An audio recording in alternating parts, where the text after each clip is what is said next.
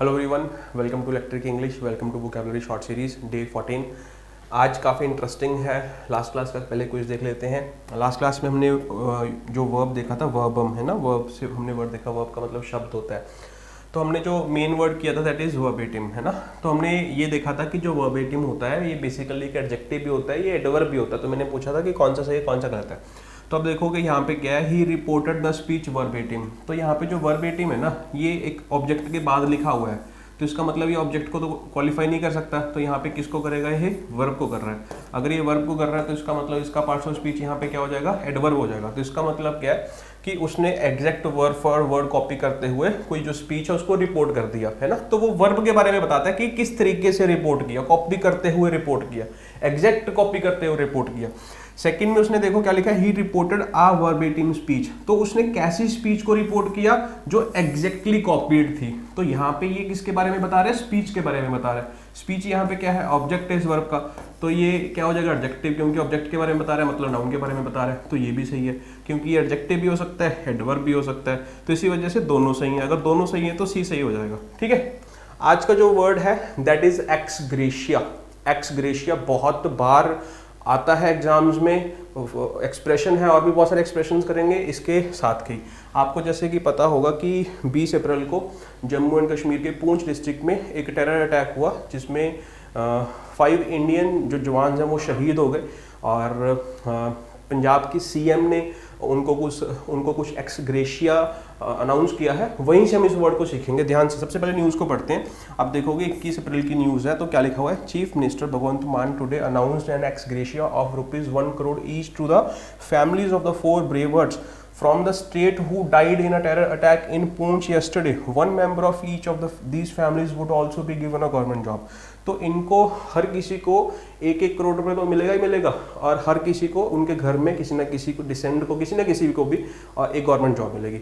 तो आज का जो हमारा वर्ड है वो है एक्स ग्रेशिया। सबसे पहले तो आपको ये समझना है कि इसका पार्ट्स ऑफ स्पीच या तो एडजेक्टिव होता है या फिर ये एडवर्ब होता है। तो अगर ये एडजेक्टिव एडवर्ब होता है तो इन्होंने एज अ नाउन कैसे यूज कर लिया। देखो मैं तो नहीं समझ पाया, हो सकता है कि ये मिस्टेक हो, या फिर हो सकता है उसने फिगरेटिवली यूज कर लिया हो। लेकिन स्टैंडर्ड यूज में जहां तक मैं समझ पाया हूं, इसका जो पार्ट्स ऑफ स्पीच है या तो एडजेक्टिव होता है या फिर एडवर्ब होता है। ठीक है। अब इसका मीनिंग समझने की कोशिश करते हैं। एक वर्ड होता है ग्रेच्युटी।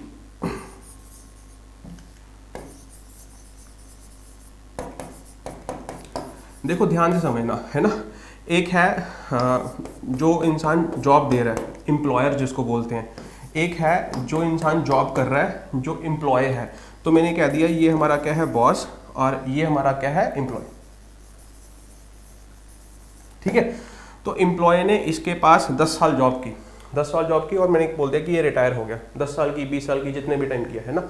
उसके बाद जब भी ये रिटायर हुआ तो बॉस ने उसको ग्रेच्युटी दी। ग्रेच्युटी का मतलब क्या है कि उसने, भाई तुमने इतने साल मेरे यहाँ पे काम किया है, तो तुमने इतनी सर्विस निभाई है, मैं तुम्हें कुछ टिप देना चाहता हूँ, है ना।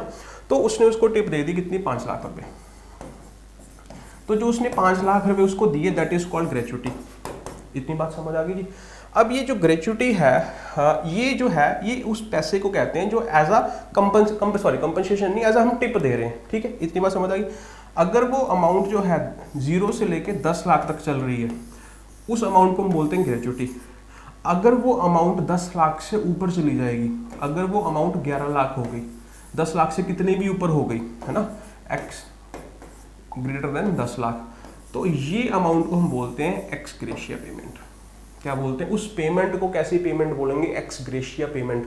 और आप देखोगे यहाँ पे कितनी पेमेंट दी जा रही है, 1 करोड़ रुपया। अब ये जो पेमेंट दी जा रही है, ये आपको कोई कोर्ट या फिर कोई कॉन्स्टिट्यूशन नहीं कह रहा, या फिर कोई लॉ नहीं कह रहा।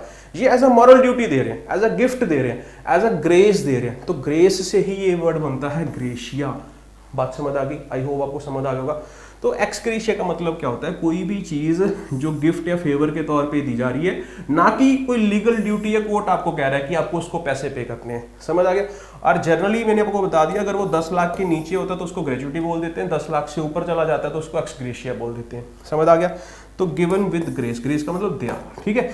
और यहाँ पे आप देखोगे एक्स ग्रेशिया पेमेंट्स, तो एक्स ग्रेशिया को मैंने एज अ एडजेक्टिव यूज किया है और ये नाउन हो गया। इतनी बात समझ आ गई। कुछ वर्ड्स और देखते हैं। ग्रेच्युटी क्लियर हो गया जी, ठीक है। एक्स ग्रेशिया क्लियर हो गया जी। अब ध्यान से देखना, अगर तो वो कोई चीज़ एज अ गिफ्ट दी जा रही है तो उसको हमने क्या बोल दिया, एक्स ग्रेशिया। अब यहाँ पे एक वर्ड लिखा है डी ज्योर, है ना, डी ज्योर या फिर डी ज्योरी भी बोलते हैं इसको कई बार। अब यहाँ पे देखोगे डी का यहाँ पे मतलब क्या है, बाई, ध्यान समझना। और ज्यूरी आपको पता हो, ज्यूरी जिसको हम बोलते हैं, ज्यूरी का मतलब क्या होता है, ज्यूरी का मतलब क्या होता है, एक ऐसा पैनल जो कोर्ट में बैठा है। तो डी का मतलब बाई, तो इसका मतलब क्या हो जाएगा, बाई कोर्ट या फिर बाई लॉ। तो कोई भी चीज जो लॉ के द्वारा, जो कोर्ट डिसाइड कर रहा है, जो लॉ डिसाइड कर रहा है, उसको हम बोलते हैं डी ज्योर, डी ज्योरी। समझ आ गया। ये आपके एग्जाम में बहुत बार पूछा जा चुका है, पी बाई की बुक में भी और भी बहुत बार ये एग्जाम में आ चुका है। अब यहाँ पे क्या है, डी फैक्टो। डी का मतलब क्या है, बाय, बाय द फैक्ट। कोई चीज ऐसी है जो एक्चुअली है, फैक्ट के तौर पे है, लेकिन कोई फॉर्मल या फिर कोई लीगल एविडेंस नहीं है उसको प्रूव करने के लिए। मैंने बोल दिया de facto wife. De facto wife का मतलब क्या है कि उसकी पत्नी तो है लेकिन इस चीज़ का कोई एविडेंस नहीं है। तुम भी आना अपनी डी फैक्टो को भी लेके आना, तुम भी आना अपने डी फैक्टो को भी लेके आना, मतलब वो तुम्हारा हस्बैंड है तो वो तुम्हारी वाइफ। एग्जाम्पल के तौर पे दे रहा हूँ, कुछ भी हो सकता है ना, कोई ऐसी चीज़ है, एग्जिस्ट तो करती है, प्रैक्टिकल तो है, लेकिन उसका कोई एविडेंस नहीं है उसको प्रूव करने के लिए। That is called de facto, by the fact. बात समझ आ गई। Next is डाइग्रेशिया। डाइग्रेशिया का मतलब, डाई का मतलब बाय, तो यहाँ पे ग्रेशिया का मतलब grace, by the grace of God.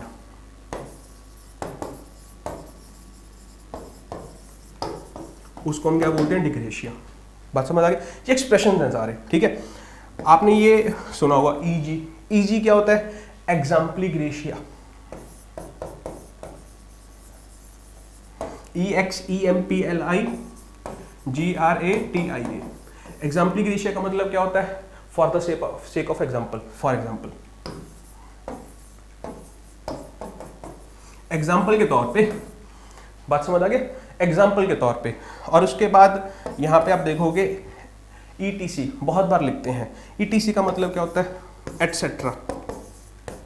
ध्यान से देख लो स्पेलिंग, एक्सेट्रा नहीं होता, एटसेट्रा होता है, एटसेट्रा।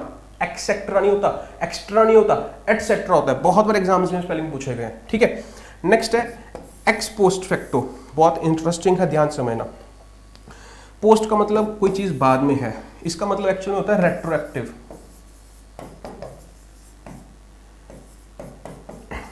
एग्जाम्पल के तौर पे समझाता हूँ, ठीक है।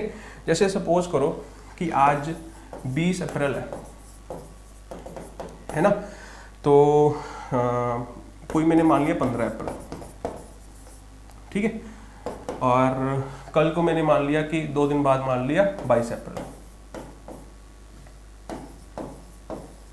ठीक है। कोई इंसान है, उसने यहाँ पे जैसे सपोज करो मैं पंजाब की मैं बात कर लूँ, ठीक है।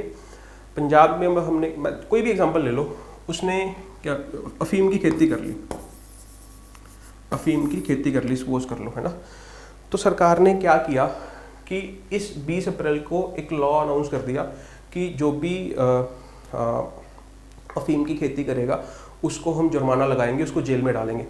अब वो जो लॉ है बाय डिफॉल्ट तो आज से ही लागू होगा कि आज के बाद अगर कोई ऐसा काम करेगा, सपोज कर लो कनाडा है, मैंने बोल दिया कि वहाँ पे जो है इलीगल है, लेकिन सरकार ने अनाउंस कर दिया कि आज के बाद अगर कोई अफीम की खेती करेगा तो हम उसको जेल में डाल देंगे, तो वो आज से वैलिड होना चाहिए, है ना।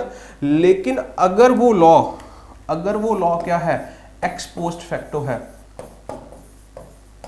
अगर वो law x post facto law है, तो इसका मतलब ये हो जाएगा कि अगर किसी ने पहले भी वो चीज की है, पहले भी वो चीज अगर एक्टिव थी तो उसको भी जेल में डाल देंगे। समझ आ गया, यस और नो। तो रेट्रो का मतलब पहले, जो चीज पहले भी एक्टिव थी, तो इसी को बोलते हैं एक्स पोस्ट फैक्टो लॉ। समझ आ गया, जो चीज पास्ट में जाके एक्टिव थी। लास्ट है एक्स कैथीरा। एक्स कैथीरा क्या होता है, विद अथॉरिटी।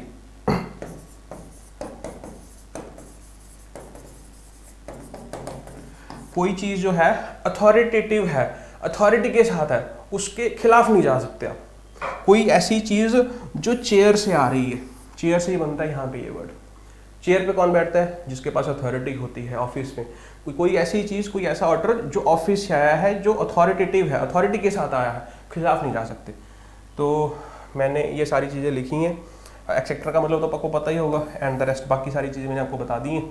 आई होप आपको समझ आ गया होगा और ये बहुत इंपॉर्टेंट है, नोट कर लीजिए, पीवाई की बुक में बहुत बार आते हैं। आप वैसे याद करने की कोशिश करोगे नहीं होंगे, कंटेक्स्ट के थ्रू सारे एक साथ ग्रुप में याद करोगे तो बहुत अच्छे से हो जाएंगे। आज का जो आपका क्वेश्चन है वो यही है, इनमें से ये देखना है कि कौन सा इनकरेक्ट है। अगर कोई नहीं है तो डी तो ऑप्शन मैंने दिया ही नहीं, अगर सबसे वीकेस्ट है तो वो कौन सा है, कमेंट जरूर करना। मिलते हैं कल की क्लास में, थैंक यू भाई।